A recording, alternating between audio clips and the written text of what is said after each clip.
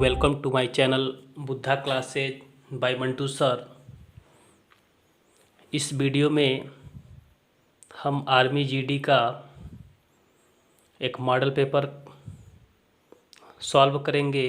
इस model paper में कुल 50 प्रश्न रहेंगे, जिसमें से 15 जनरल साइंस, 15 जीके, 15 मैथ तथा 5 रीजनिंग के प्रश्न होंगे।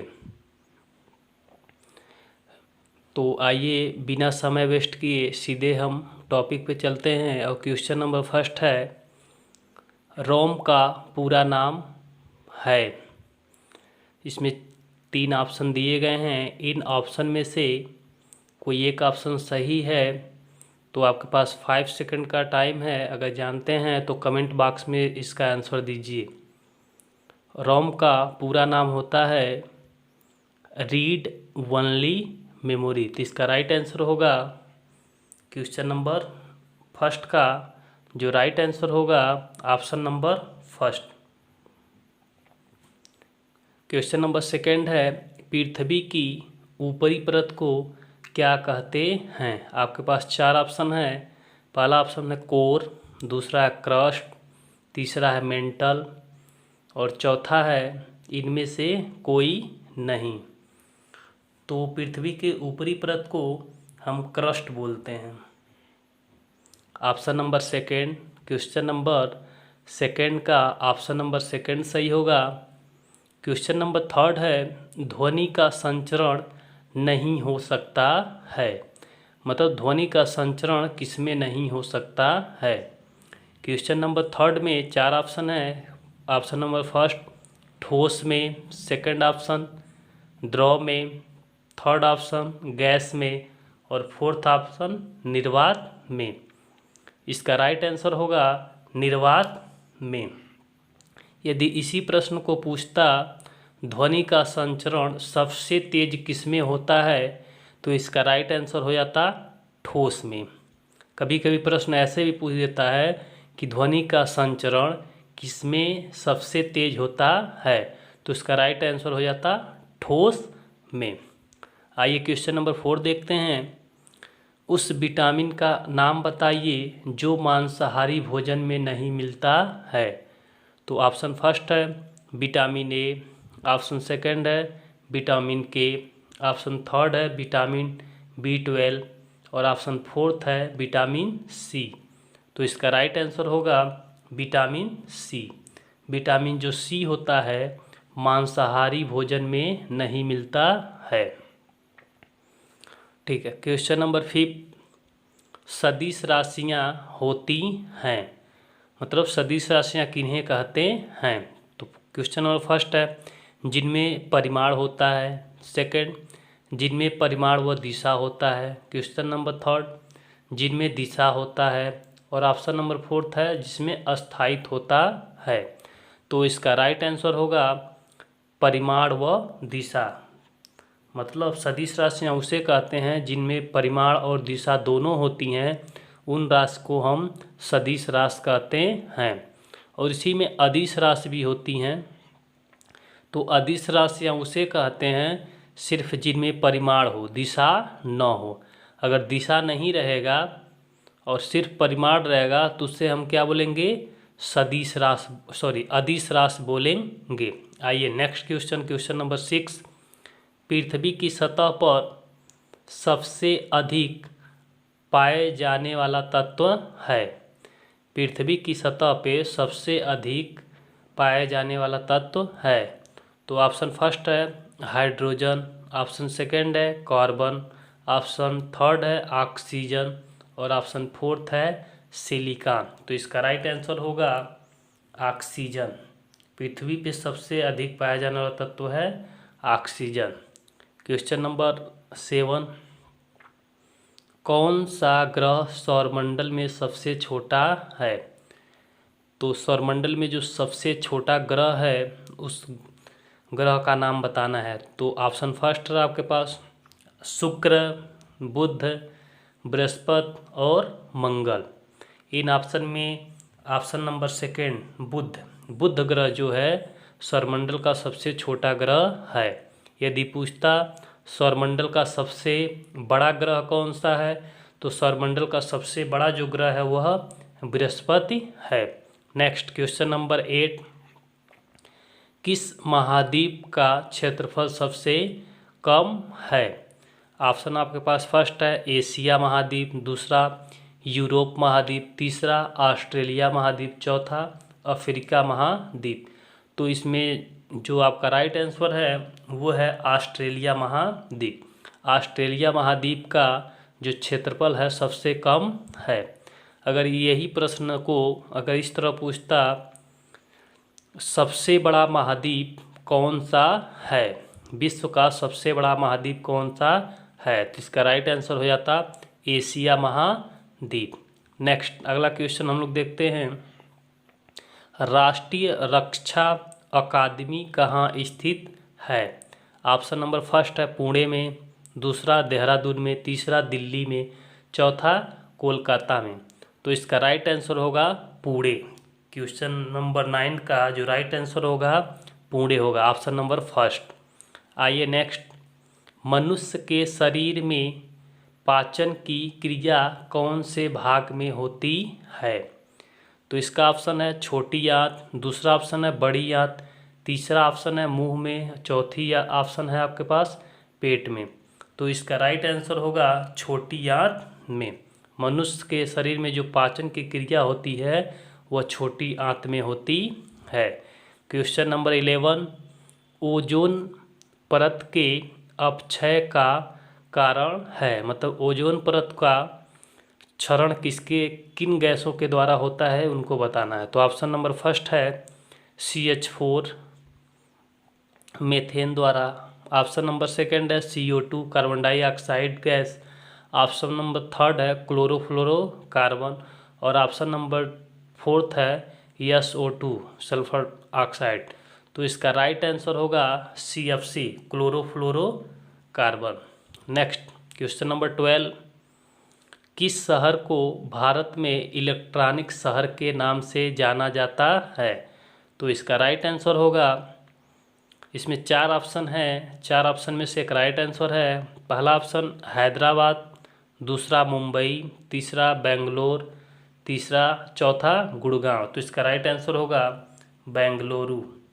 क्वेश्चन नंबर 13, कौन सा अंग मानव शरीर का सबसे व्यस्त अंग है? इसमें आपके पास 4 ऑप्शन हैं, इनमें से एक ऑप्शन सही है। पहला ऑप्शन है यकृत, दूसरा आँखें, तीसरा फेफड़े, चौथा कान।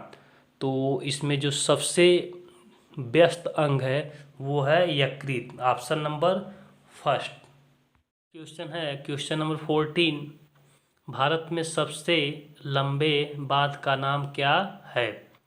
तो ऑप्शन फर्स्ट है कोसी बांध, दूसरा भाखड़ा बांध, तीसरा हीराकुंड बांध और चौथा ऑप्शन है नागार्जुन बांध। तो इसका राइट आंसर होगा हीराकुंड बांध। नेक्स्ट क्वेश्चन नंबर 15, मानव शरीर की सबसे छोटी ग्रंथ कौन सी है? तो मानव शरीर की जो सबसे छोटी ग्रंथि है वो पीयूष ग्रंथि है और ये मस्तिष्क में पाई जाती है। अगर यही क्वेश्चन को इस प्रकार पूछता मानव शरीर की सबसे बड़ी ग्रंथि कौन सी है, तो इसका राइट आंसर हो जाता यकृत। क्वेश्चन नंबर 16, कौन सा उपकरण वायुमंडलीय दाब मापने हेतु प्रयोग किया जाता है? इसका राइट आंसर होगा, पहला ऑप्शन है अमीटर, दूसरा ऑप्शन है हाइड्रोमीटर, तीसरा ऑप्शन है गैल्वेनोमीटर और चौथा ऑप्शन है बैरोमीटर।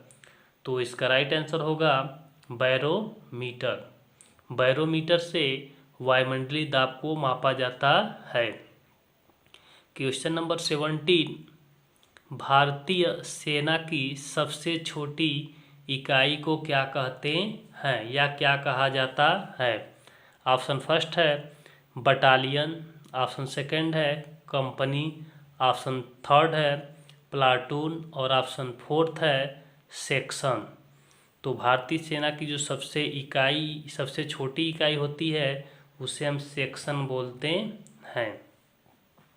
क्वेश्चन नंबर 18 भारतीय सेना की स्थापना कब हुई थी? तो इसमें ऑप्शन नंबर फर्स्ट है 1895, दूसरा ऑप्शन है 1900, तीसरा ऑप्शन है 1905 और चौथा ऑप्शन है 1947। इसका राइट आंसर होगा 1895।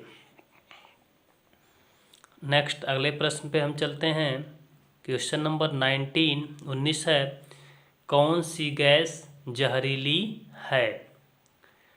तो ऑप्शन नंबर फर्स्ट है ऑक्सीजन गैस, दूसरा हाइड्रोजन गैस, तीसरा कार्बन मोनोऑक्साइड गैस और चौथा है नाइट्रोजन गैस। इसका राइट आंसर होगा कार्बन मोनोऑक्साइड। यदि आप हमारे चैनल पे पहली बार जुड़ रहे हैं तो चैनल को सब्सक्राइब तथा लाइक जरूर करें। आइए क्वेश्चन नंबर 20 है, इनमें से कौन सा पदार्थ अम्ल है? तो ऑप्शन फर्स्ट है NaCl सोडियम क्लोराइड, दूसरा KOH potassium hydroxide, option number third H2SO4 sulphuric acid sulphuric अम्ल और ऑप्शन नंबर फोर्थ है NaOH सोडियम हाइड्रोक्साइड। तो इसका राइट आंसर होगा H2SO4 सल्फ्यूरिक अम्ल। नेक्स्ट क्वेश्चन नंबर 21, किस नदी को नमक की नदी कहा जाता है? तो ऑप्शन फर्स्ट है गोदावरी नदी को, दूसरा ऑप्शन है लूनी नदी को, तीसरा ऑप्शन है कृष्णा नदी को और चौथा ऑप्शन है इनमें से कोई नहीं। तो इसका राइट आंसर होगा लूनी नदी को। लूनी नदी को हम नमक की नदी कहते हैं। नेक्स्ट क्वेश्चन नंबर 22, बिजली गिरते समय कौन सी गैस पैदा होती है? तो इसमें आपके पास चार ऑप्शंस हैं। पहला ऑप्शन है नाइट्रिक ऑक्साइड, दूसरा ऑक्सीजन, तीसरा कार्बन डाइऑक्साइड और चौथा है क्लोरीन। तो इसमें राइट आंसर होगा नाइट्रिक ऑक्साइड। नेक्स्ट अगला प्रश्न है, 1 किलो कैलोरी में कितनी कैलोरी होती है? ऑप्शन फर्स्ट है 100 कैलोरी, ऑप्शन सेकंड है 10 कैलोरी, ऑप्शन थर्ड है 1000 कैलोरी और ऑप्शन फोर्थ है 10,000 कैलोरी। तो इसका राइट आंसर होगा 1000 कैलोरी। नेक्स्ट क्वेश्चन नंबर 24, भारी जल का अणुभार होता है? Option first 18, option second 20, option third 22, option fourth 24। तो इसका राइट आंसर होगा 20। जो भारी जल DTU होता है, जो नाभिकीय रिएक्टर में मंदक का काम करता है, उसका जो अणुभार होता है वो 20 होता है। नेक्स्ट खजुराहो स्थित है, मतलब खजुराहो जो मंदिर है वो कहाँ पर स्थित है? ऑप्शन फर्स्ट महाराष्ट्र में, दूसरा ऑप्शन गुजरात में, ऑप्शन तीसरा उड़ीसा में और ऑप्शन चौथा मध्य प्रदेश में। तो इसका राइट आंसर होगा मध्य प्रदेश में। नेक्स्ट अगला क्वेश्चन है, भारत के संविधान द्वारा कितनी भाषाएं स्वीकृत की गई हैं? मतलब भारत के संविधान द्वारा कुल कितनी भाषाओं को स्वीकार किया गया है? Option first 15, option second 20, option third 22 और ऑप्शन फोर्थ 28। इसका राइट आंसर होगा ऑप्शन थर्ड 22। 22 भाषाओं को संविधान के द्वारा स्वीकृत किया गया है। नेक्स्ट तत्व यूरेनियम 92 परमाणु क्रमांक और 235 परमाणु भार में प्रोटॉनों की संख्या बताइए। तो ऑप्शन फर्स्ट है 92, ऑप्शन सेकंड है 146 और ऑप्शन थर्ड है 235 और ऑप्शन फोर्थ है 135 135। तो हम जानते हैं जो प्रोटॉनों की संख्या होती है किसी तत्व के परमाणु क्रमांक के बराबर होती है। मतलब अगर प्रोटॉनों की संख्या और परमाणु क्रमांक दोनों समान होती हैं तो इसमें परमाणु क्रमांक जो है 92 है, 92 है, तो इसमें प्रोटॉनों की संख्या भी क्या हो जाएगी, 92 हो जाएगी। यदि आपसे इसमें न्यूट्रॉनों की संख्या पूछ देता, प्रोटॉनों की संख्या न पूछ के न्यूट्रॉनों की संख्या पूछ देता, तो न्यूट्रॉनों की संख्या निकालने के लिए परमाणु भार में से प्रोटॉनों की संख्या को माइनस कर दिया जाता, तो आपको न्यूट्रॉनों की संख्या प्राप्त हो जाती। क्वेश्चन नंबर 28 है, 28 है, भारत का सबसे लंबा राष्ट्रीय जलमार्ग है। ऑप्शन फर्स्ट है राष्ट्रीय जलमार्ग 1, ऑप्शन सेकंड है राष्ट्रीय जलमार्ग 2, ऑप्शन थर्ड है राष्ट्रीय जलमार्ग 3 और ऑप्शन फोर्थ है राष्ट्रीय जलमार्ग 4। तो भारत का जो सबसे लंबा राष्ट्रीय जलमार्ग है राष्ट्रीय जलमार्ग 4 है। नेक्स्ट क्वेश्चन नंबर 29, किसे आधुनिक भारत का जनक कहते हैं। तो इसका ऑप्शन है पहला लाला लाजपत राय, दूसरा ऑप्शन है महात्मा गांधी, ऑप्शन तीसरा है राजा राम मोहन राय और ऑप्शन चौथा है भगत सिंह। तो इसका जो राइट आंसर होगा राजा राम मोहन राय। राजा राम मोहन राय को हम आधुनिक भारत का जनक कहते हैं। क्वेश्चन नंबर 30, मुद्रा राक्षस नामक पुस्तक का लेखक कौन है। मतलब मुद्रा राक्षस जो नामक पुस्तक है इसके राइटर का नाम बताना है। तो ऑप्शन फर्स्ट है विशाखा दत्त, ऑप्शन सेकंड है कौटिल्य, ऑप्शन थर्ड है वाणभट्ट और ऑप्शन फोर्थ है कल्हड़। तो इसका राइट आंसर है विशाखा दत्त। अब आपको क्वेश्चन नंबर 31 देखना है। एक खास कोड में MOTHER मदर को OMHURF के रूप में लिखा जाता है, तो उसी कोड में आंसर को क्या लिखा जाएगा।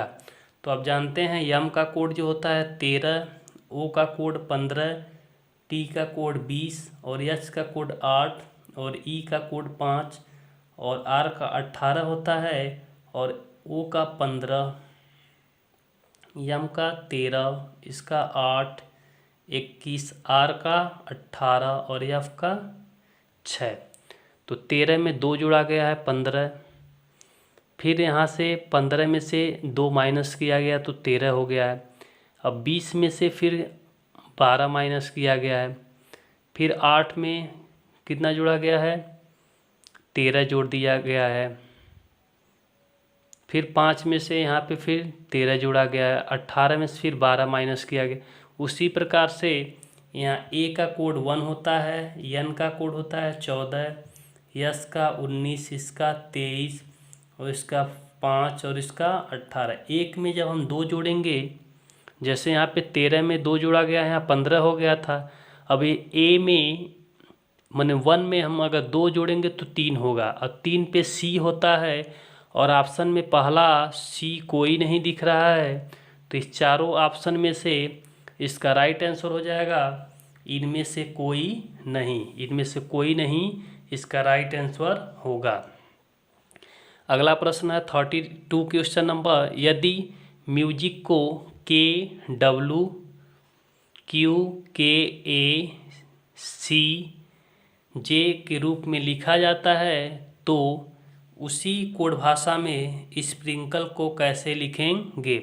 तो आप जानते हैं जो यम की वैल्यू होती है 13, यू की वैल्यू 21 और यस की वैल्यू 19 और आई की वैल्यू 9 और सी की वैल्यू 3 और ए की वैल्यू 1 और एल की वैल्यू 12 और के की जो वैल्यू होती है यह 11 होती है और डब्ल्यू की वैल्यू 23। इसका मतलब अल्फ़ाबेट जो है ए से लगाए जेड तक के उनके क्रमागत मान लिखा जा रहा है। क्रमागत मान जैसे ए पहले स्थान पे आता है तो ए की वैल्यू 1, सी तीसरे स्थान पे आता तो सी की वैल्यू 3। उसी प्रकार से इन सभी के मान क्यू 17 नंबर पे, के 11 नंबर पे, ए फर्स्ट नंबर पे और इसका 3 और इसका 10। अब देखिए 13 में से क्या किया गया है, 11 आ गया, मतलब 2 माइनस किया गया है। फिर 21 में 2 प्लस किया गया है।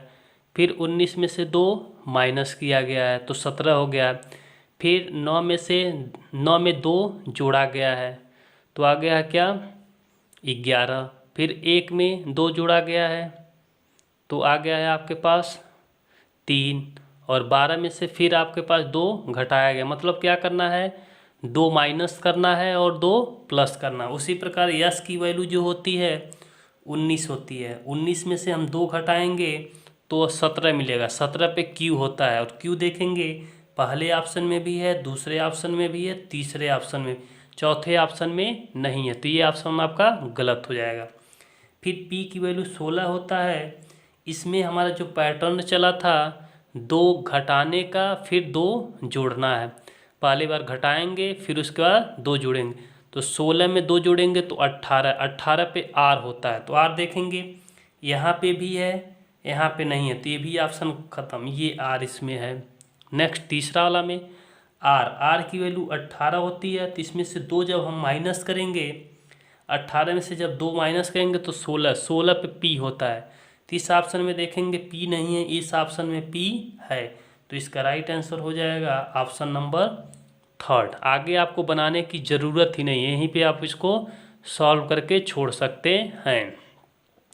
नेक्स्ट क्वेश्चन नंबर 33, श्रेणी का अगला पद ज्ञात करें। जैसे 2 है, 6 है, 14 है, 30 है, इसके बाद कौन सा आएगा। ऑप्शन में दिया है 68 68, दूसरा ऑप्शन 52, तीसरा ऑप्शन 48, चौथा ऑप्शन 62। तो देखते हैं हम 2 का अगर डबल करें तो 2 दूनी 4 और 4 में 2 जोड़ेंगे तो 6। फिर हम 6 का यदि डबल करें तो 6 दूनी 12 और 12 में 2 जोड़ेंगे तो 14। फिर इसका भी डबल करेंगे तो 14 दूनी 28 और फिर इसमें 2 जोड़ेंगे तो 30। अब इसका भी हमें डबल करना है और इसमें 2 जोड़ देना, 30 दूनी 60 और 60 में 2 जब जोड़ेंगे तो 62। इसका मतलब ऑप्शन नंबर आपके पास क्या आ गया, 4th। नेक्स्ट 9 के वर्ग को 64 के घनमूल से भाग देने पर शेषफल होगा। मतलब 9 के वर्ग, जब 9 का वर्ग करेंगे तो 9 का वर्ग मतलब 9 में 9 से गुणा, 9 9 81, 81 आ जाएगा। और 64 का घनमूल, 64 का घनमूल होता है आपके पास 4, ये 81 हो गया और इसको 4 से आप भाग करेंगे तो शेषफल आपसे पूछा है, तो 4 से भाग करेंगे तो 20 चौको 80, आपके पास शेष प्राप्त हो जाएगा 1। तो इसका राइट आंसर हो जाएगा 1, ऑप्शन नंबर 4। देखिए नेक्स्ट 35, यदि संतरे 1 रुपये में 5 की दर से खरीदे गए तथा 1 रुपये में 4 की दर से बेचे गए तो कितने % का लाभ हुआ।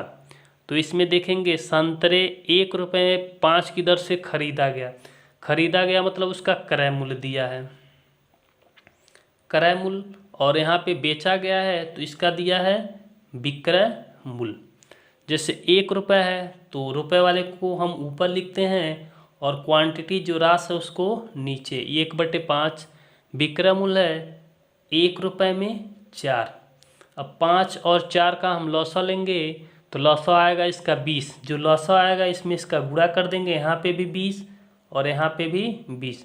ये 5 से 4 बार में कटेगा और ये 4 से 5 बार में, मतलब 4 रुपये में ख़रीदा गया है और उसको बेचा गया है 5 रुपये में। 1 रुपये को आप 1 रुपये का आपको लाभ हो रहा है और लाभ निकालने के लिए फार्मूला होता है लाभ परसेंटेज इजकल टू लाभ बटे CP, मतलब क्रय मूल्य।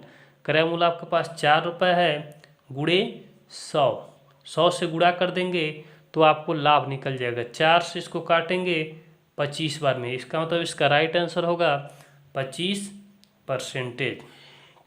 नेक्स्ट क्वेश्चन है, कितने समय में एक धनराशि 12% साधारण ब्याज की दर से अपने का 4 गुना हो जाएगी। आपसे दर पूछा है तो दर निकालने के लिए फार्मूला होता है दर इजकल टू n-1 अपान, सॉरी समय पूछा है, दर से 4 गुना, कितने समय में, समय निकालना आपका समय इजकल टू n-1 अपान दर गुणे 100। तो n का मतलब कितना गुना है, 4 गुना, 4 गुना ना। तो यहाँ 4 रखेंगे, 4 में से 1 घटाएंगे तो आपके पास मिल जाएगा 3 गुणे 100 बटे दर आपके पास क्या है 12। अब 3 से 12 कटेगा 4 बार में, 3 चौको 12। अब 4 से हम 100 को काटेंगे कितनी बार में, ये 4 से 4 दूनी 8, 25 बार में। तो इसका राइट आंसर हो जाएगा 25 वर्ष में। 25 वर्ष में कोई साधारण ब्याज की दर से कोई धन 4 गुना हो जाएगी। नेक्स्ट अगला प्रश्न है 76.54 भागा 100 का मान क्या होगा। मतलब 76.54 में 100 से आपको भाग करना है। इसका राइट आंसर हो जाएगा, यहाँ पे 4 ऑप्शन है, 7.654, दूसरा ऑप्शन है 0.07654, तीसरा ऑप्शन है 0.7654 और चौथा ऑप्शन है 7,654। तो देखिए यहाँ पे 7,654, यहाँ डिवाइड का मतलब हो गया अपान 100। अब यहाँ देखेंगे कि ऊपर जो है 0.2 स्थान पे है और नीचे 0.1 भी स्थान पे नहीं, मतलब 0 स्थान पे। तो पहले हम क्या करते हैं, दशमलव सेम कर लेते हैं, मतलब दशमलव दोनों का, जैसे यहाँ 2 स्थान पे है और यहाँ पे 0 स्थान है, तो इनके मान को हम सेम कर लेते हैं। यहाँ 2 है और यहाँ 0 है। सेम करने के लिए हमें इसमें 2 क्या करना पड़ेगा, जोड़ेंगे। जब जोड़ देंगे तो यहाँ पे दशमलव जो है हट जाएगा, तो यहाँ पे हो जाएगा 7,654 और यहाँ पे 100 था और हमने इसमें 2 ऐड किया है। जितना ऐड करेंगे वहाँ पे उतना 0 लिख लेंगे। और आप जानते होंगे कि नीचे जितना 0 होता है डेसिमल दशमलव उतने स्थान पे लगाया जाता है। तो नीचे देखिए 1 2 3 4, 4 0 है, तो दशमलव का जो स्थान रहेगा वो 4 स्थान पे रहेगा। जैसे यहाँ पे 4 5 6 7, 1 2 3 4। तो इसका राइट आंसर हो जाएगा ऑप्शन नंबर 3। नेक्स्ट क्वेश्चन है कौन सा सही गुणनखंड 3x² - 4x - 7 का है। तो ऑप्शन फर्स्ट है 3x - 7 और दूसरे ब्रैकेट में x + 1, दूसरा ऑप्शन है 3x - 7 और दूसरे ब्रैकेट में x - 1 और तीसरा ऑप्शन है 3x - 1 पहले ब्रैकेट में, दूसरे ब्रैकेट में x + 2, चौथा ऑप्शन है 3x + 7 और दूसरे ऑप्शन में दूसरे ब्रैकेट में x - 1। तो इसका राइट आंसर होगा ऑप्शन नंबर फर्स्ट। नेक्स्ट अगला प्रश्न है आपका, एक संख्या को जब 136 से भाग दिया जाता है तो शेषफल 36 प्राप्त होता है। यदि उसी संख्या को 17 से भाग दिया जाए तो शेषफल क्या होगा।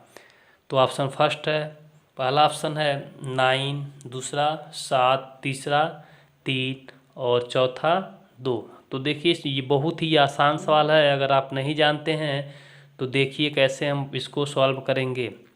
जैसे 136 को भाग दिया गया तो शेषफल आपको मिला है 36 और इसी संख्या को अगर 17 से भाग करना हो तो शेषफल क्या प्राप्त होगा।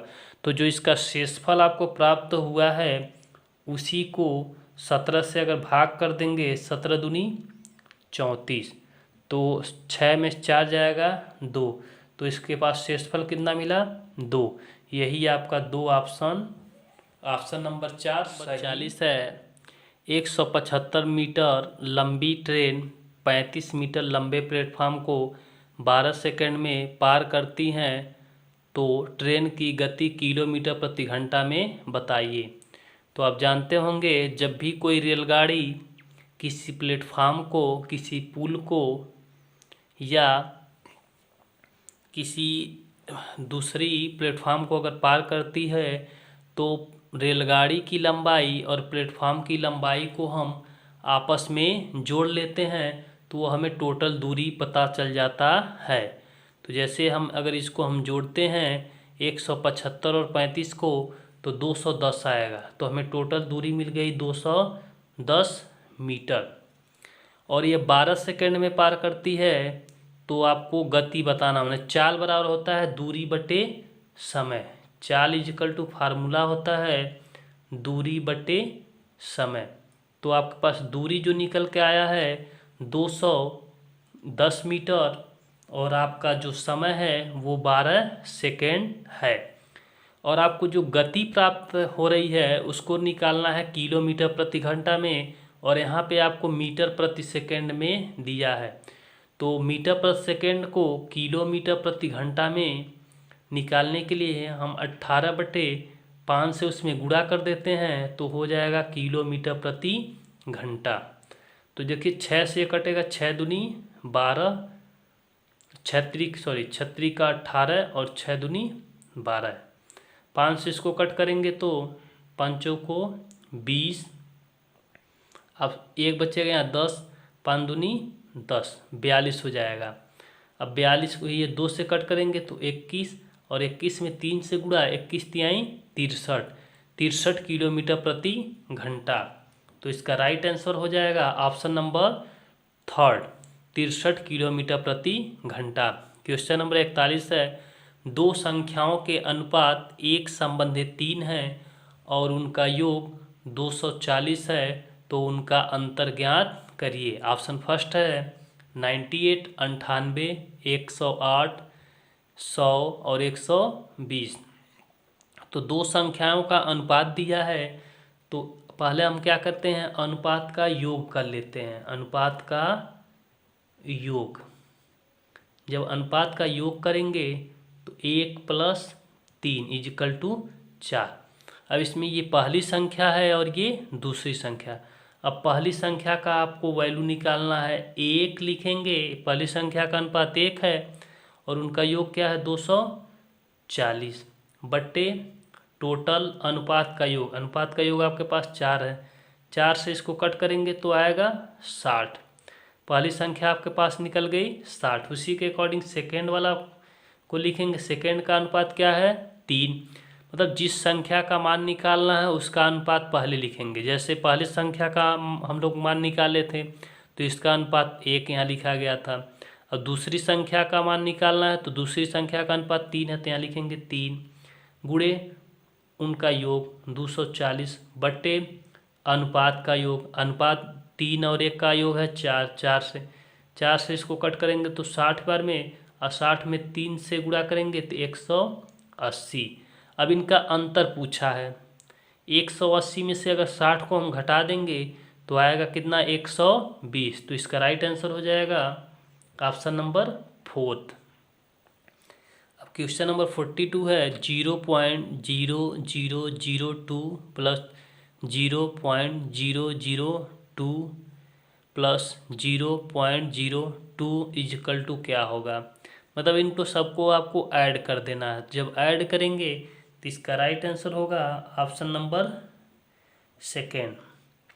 नेक्स्ट क्वेश्चन नंबर 43, दो संख्याओं का अनुपात 3:4 है और उनका मौसा 4 है, तो उनका लौसा ज्ञात करिए। आप जानते होंगे मौसा तभी प्राप्त होते हैं जब दोनों संख्याओं में जो दिया गया अंक है वो कॉमन होता है, मतलब मिलता है, तो वही उसका मौसा कहलाता है।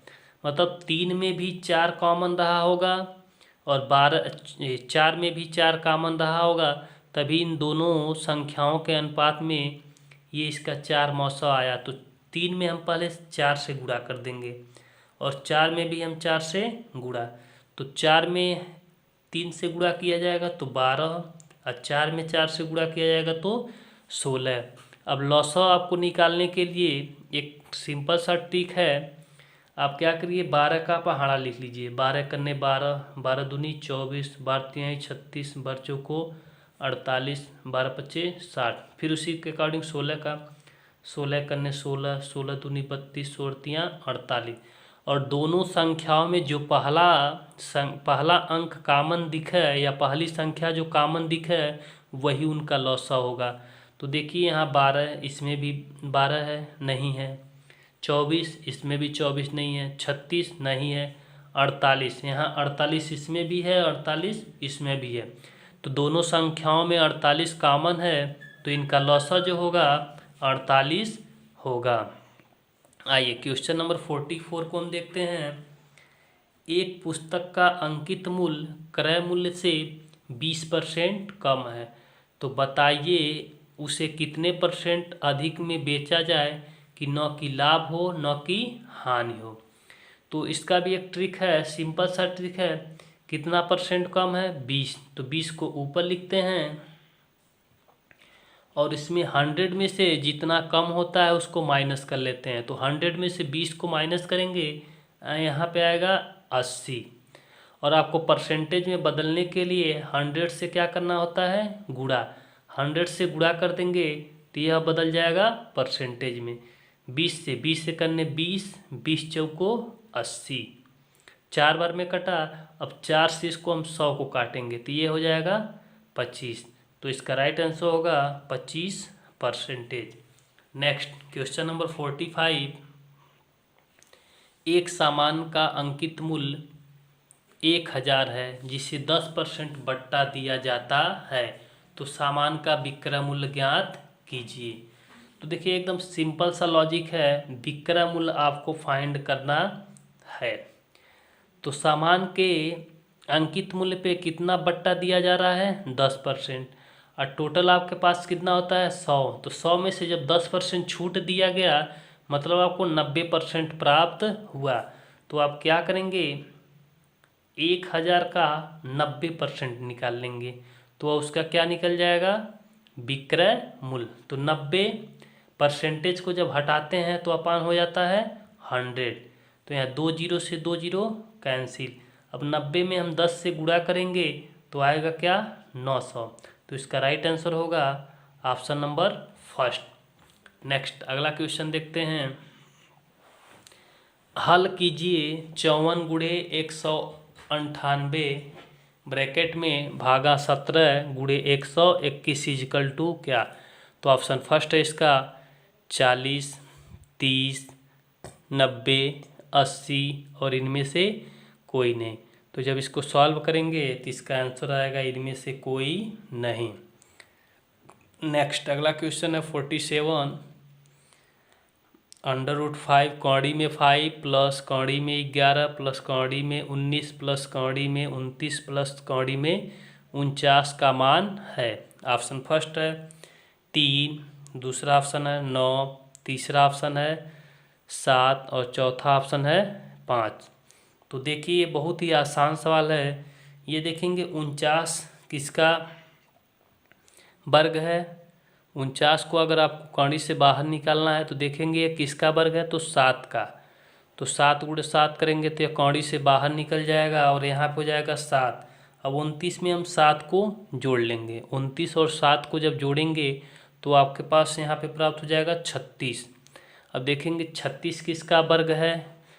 तो 6 का वर्ग जब करेंगे तो 36 हो जाएगा। ठीक है, तो 36 मतलब 6 का जो ये वर्ग है वो 36 है। तो 6 बाहर निकल जाएगा। 6 गुणे 6 करेंगे तो 19 में हम 6 जोड़ेंगे तो हो जाएगा 25। अब देखेंगे 25 जो है किस संख्या का वर्ग है? तो 5 का जब हम वर्ग करेंगे तो 25 हो जाएगा। 5 गुणे 5, ये भी जब पेयर इसका बन जाएगा तो ये भी कौड़ी से बाहर हो जाएगा। तो 11 में हम 5 को जोड़ लेंगे। 11 और 5 हो जाएगा 16। अब 16 किसका वर्ग होता है? तो 4 का। तो 4 में फिर हम 5 जोड़ेंगे तो यहाँ होगा 9। देखेंगे किस संख्या का वर्ग करने पे 9 आता है? तो 3 का। तो इसका राइट आंसर हो जाएगा option number first. Next question number 48। यदि A/B का संबंध है, A/B का संबंध है 2 संबंध है 3 और B/C इजिकल टू दिया है 6/11, तब ABC का रेशियो आपको बताना है। ऑप्शन फर्स्ट है 2:3:11, दूसरा है 4:6:22, तीसरा ऑप्शन है 4:6:11 और ऑप्शन नंबर फोर्थ है 2 6:11। तो देखिए क्या करना है, ए और बी, ए का रेशियो दिया हुआ है यहाँ पे 2 और बी का रेशियो दिया है 3। देखिए ए रेशियो बी था, उसका अनुपात दिया था 2:3 और यहाँ पे बी रेशियो सी, तो बी के नीचे बी को लिखेंगे और सी को आगे बढ़ाएंगे। इसमें भी बी वाले के नीचे बी का रेशियो है यहाँ 6, तो इसके नीचे फिर रेशियो दिया है सी का 11, तो 11 यहाँ। अब इसको यहाँ पे हम, ये ए रेशियो हो गया और ये बी हो गया और ये सी। यहाँ देखेंगे तो एक जगह खाली हो गया है और यहाँ भी देखेंगे तो एक जगह खाली हो गया है। तो जो जगह खाली हो गया है तो उसके दिए गए अगली संख्या से, इस संख्या से इसको यहाँ पे हम फिल कर देते हैं। जैसे यहाँ 3 है तो ये जगह खाली है, तो इसके सामने ये 3 को हम भर देंगे। और यहाँ देखेंगे जब जगह खाली है तो इस संख्या इसके अगले, इससे हम फिल कर देंगे 6 से। अब इसका आपस में मल्टीप्लाई, 6 दूनी 12 अनुपात 36 का 18 अनुपात 11 तियाँ 33। अब देखेंगे ये सभी संख्याएं क्या होती हैं, 3 से कट जाएंगी। जैसे 3 से यह 4 बार में, 3 से यह 6 बार में, 3 से यह 11 बार। अब आपको रेशियो प्राप्त हो गया 4:6:11। तो इसका option number C right answer होगा। नेक्स्ट है, यदि बी की माँ ए की माँ की पुत्री है तो बताइए कि ए का बी से क्या संबंध है। पहला ऑप्शन है माता, दूसरा मामा, तीसरा बहन और चौथा पिता। तो इसका राइट आंसर होगा मामा। सॉल्व करेंगे, इसका राइट आंसर मामा या मौसी प्राप्त होगा। तो चूँकि ऑप्शन में मौसी नहीं दिया हुआ है तो इसका राइट आंसर हो जाएगा मामा। नेक्स्ट, एक व्यक्ति 12 किलोमीटर पश्चिम दिशा की ओर चलने के बाद 3 किलोमीटर दक्षिण व फिर 8 किलोमीटर पूर्व दिशा की ओर चलता है। बताइए कि वह अपने प्रारंभिक स्थान से कितनी दूरी पर है। तो इसका फर्स्ट ऑप्शन है 15 किलोमीटर, दूसरा ऑप्शन है 20 किलोमीटर, तीसरा ऑप्शन है 23 किलोमीटर और चौथा ऑप्शन है 5 किलोमीटर और लास्ट फिफ्थ ऑप्शन है इनमें से कोई नहीं। तो इसका राइट आंसर होगा 5 किलोमीटर। सॉल्व करेंगे तो इसका राइट आंसर होगा 5 किलोमीटर।